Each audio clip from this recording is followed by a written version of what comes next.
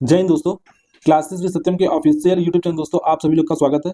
दोस्तों SSC CGL mains इस बार finally cut off कितना रहने वाला है, इसको लेके वाकई में बहुत सारे बच्चे परेशान हैं। ठीक है दोस्तों, चलिए आज एक नया मुझे वीडियो मिला है और वो है आपका प्रवीण वाजपेयी, मैथ बेस्ड प्रवीण वाजपेयी ये सर जो कट ऑफ का एनालिसिस करवाए हैं, इनमें लगभग इनको 1,04,000 बच्चों का डेटा मिला है पहले। और दूसरा, इन्होंने थोड़ा कुछ हट के बात किया है जो मुझे आरबीई चैनल वाले सर पे नहीं मिला था। उन्होंने सीधे सीधे जो बच्चों का डेटा उठाया था 22,000 समथिंग बच्चों का, उससे उठाकर उन्होंने अपना कट ऑफ बता दिया था कि हाँ इसकी अप्रॉक्स कट ऑफ रहने वाली है। अभी जो आपके फाइनल आंसर किया जाएगा उसके बाद भी कुछ सिनेरियो चेंज होगा। तो चलिए दोस्तों देखते हैं जो प्रवीण वाजपेयी सर है, मैथ प्रवीण वाजपेयी, कुछ ऐसे इन्होंने फैक्टर बताए हैं जो वाकई में हम लोग भी नजरअंदाज कर रहे थे, लेकिन अब समझ में आ रहा नहीं नहीं ये तो वाकई में बहुत बड़ा फैक्टर ऐसा है जो नंबर को कम करेगा। और आगे हम लोग कुछ अभियान भी चलाने वाले हैं बच्चों के लिए, जिसमें हम लोग पूरा कोशिश करेंगे कि इस बार सभी बच्चों को जुड़ना है। जितने भी बच्चे ऑलरेडी सीजीएल में सिलेक्टेड हैं, जो जिनको अच्छी पोस्ट की तलाश है, वो कम से कम जिस पोस्ट पे उनका सिलेक्शन हुआ था, अगर उस पोस्ट पे वो नहीं लेना चाहते हैं फर्दर, अगर बढ़िया किसी पोस्ट के लिए अप्लाई किए हैं तो उसी पे ही डालेंगे, उस पोस्ट के लिए फिर दोबारा मत डालेंगे, या उससे नीचे वाले पोस्ट के लिए अपना पोस्ट प्रेफरेंस को नहीं डालना है जिससे बच्चों का नुकसान हो। ये छोटा सा मैसेज जो है आप सभी लोग के लिए है। आप लोग ऐसा जरूर करिएगा अपने छोटे भाइयों के लिए जिनका भी नंबर ठीक ठाक है। आप लोग जिस पे ग्रेड के लिए आप डालना चाहते हैं, जिस पोस्ट के लिए डालना चाहते हैं, उसी पोस्ट के लिए अपना प्रेफरेंस डालिएगा।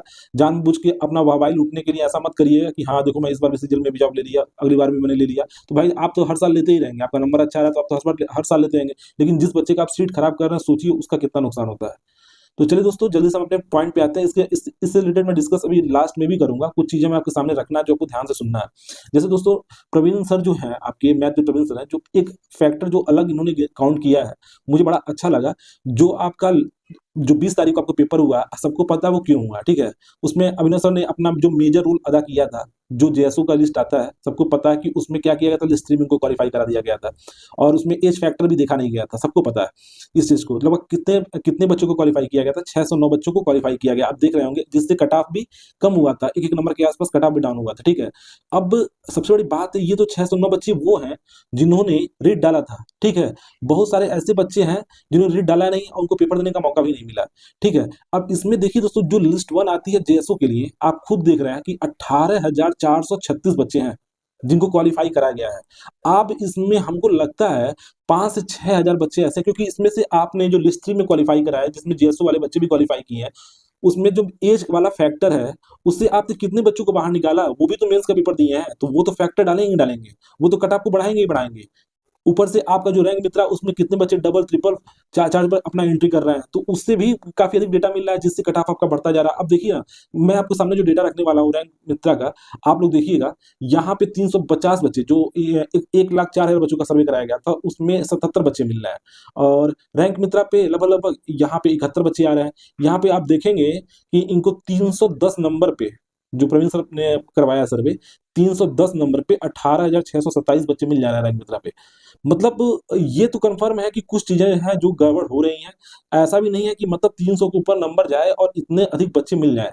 अब जो भी रीजन हो, अभी कुछ तो चीजें दिक्कत कर रहा है जो वाकई में फैक्टर को, जो कट ऑफ को वाकई में कम करेगा। अब वो हो सकता है लास्ट में हम लोग को पता चला है, जब तक ये सारी चीजें बढ़िया से मिल नहीं जाती है दोस्तों। तो मैं तो यही कहूंगा, सर ने भी यही बोला लास्ट में, हालांकि आरबी शुभम जैन सर ने भी बोला था अपना कट ऑफ बताने के बाद भी, उन्होंने 10 से 12 नंबर बोला था कि कम करके चलिएगा।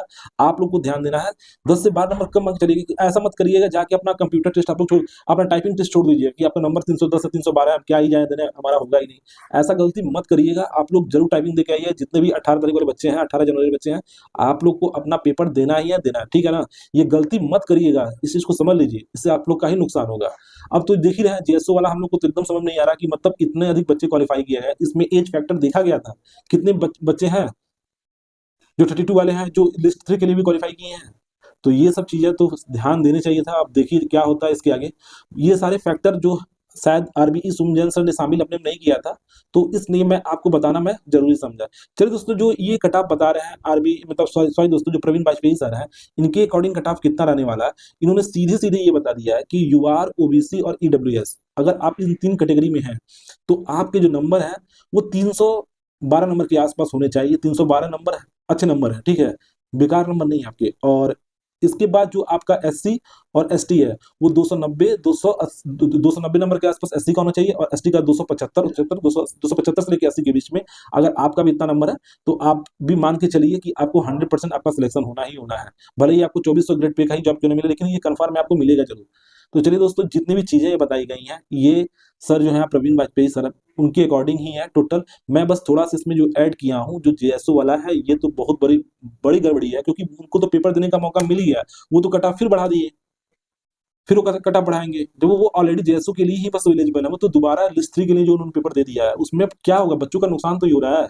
ये कब एसएससी अपना ये हालत सुधारेगी, हमको तो ये नहीं समझ में आता। क्वेश्चन रॉन्ग आना, मतलब दो दो, अगर ये शायद 2 एग्जाम इसका नहीं होता 18-20 तारीख में, तो इतने बच्चों का नुकसान भी नहीं होता। ऊपर से पेपर का लेवल भी इतना, ये मेंस का इतना कम कर देते हैं। कुछ क्वेश्चन ऐसे बच्चों वाला पूछा गया है जो वाकई में नहीं पूछना चाहिए।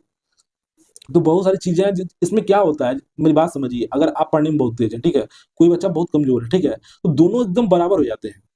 मान लीजिए कोई लड़का पहली बार प्री क्वालिफाई करके मेंस में आया है, आप पिछले 2 बार से 3 बार से मेंस एग्जामिनेशन दे रहे हैं, आपकी तैयारी बहुत परफेक्ट है, आपको मतलब आपका अंडरस्टैंडिंग पावर हर चीज बहुत अच्छा है, तो ये तो इस चीज को समझ रहे नहीं समझ रहे कि आप उससे ज्यादा ही नंबर लेके आएंगे।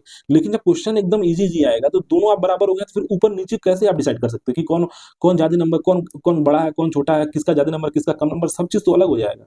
तो बहुत सारी चीजें हैं जो ऐसा नहीं इनको करना चाहिए था, और इससे बहुत सारे बच्चे प्रभावित हो रहे हैं, लगातार कई बार एग्जाम दे रहे हैं उनका। इस तरह से पिछले, मैं तो खुद ऐसे बच्चों को जानता हूं जो पिछले 3 से 4 बार से लगातार एग्जाम दे रहे हैं एक बढ़िया पोस्ट की तलाश में, और इंग्लिश की वजह से, चाहे जो भी और भी कुछ रीजन हो, कुछ कुछ चीजों की वजह से उनका रह जाता है। इस बार उनका बढ़िया नंबर भी आ रहा है, तो फिर ये नया स्टार्ट हो गया है। अब देखिए क्या होता है।